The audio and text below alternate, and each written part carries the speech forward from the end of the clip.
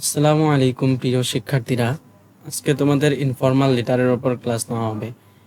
এই ক্লাসটার মাধ্যমে SSC, HSC এবং বিভিন্ন ধরনের পরীক্ষায় তোমরা ইনফর্মাল লেটার লিখতে পারবে। চলো শুরু করা যাক।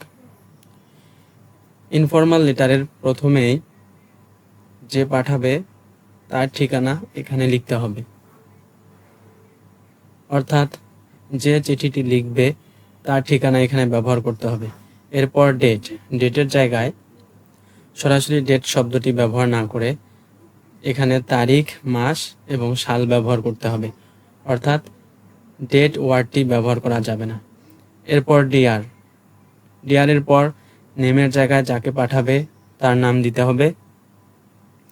এখান থেকে শুরু করে এই পর্যন্ত সব ঠিক থাকবে, শুধু বিষয়ের জায়গায় যে বিষয়ে চিঠি লিখবে সেই বিষয়টি এখানে দিতে হবে। এরপর যে বিষয়ে চিঠি লিখতে বলবে সেই বিষয়ে 2 থেকে 3টি বাক্য নিজের ভাষায় লিখতে হবে।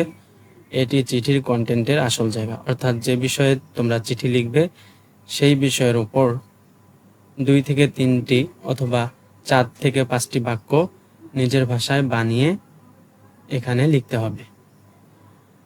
এরপর নো মোর টুডে এখান থেকে শুরু করে এই পর্যন্ত এই কথাগুলো হুবহু ঠিক থাকবে। ইয়োর্স লাভিংলি, এরপর ইয়োর নেমের জায়গায় নিজেদের নাম ব্যবহার করবে।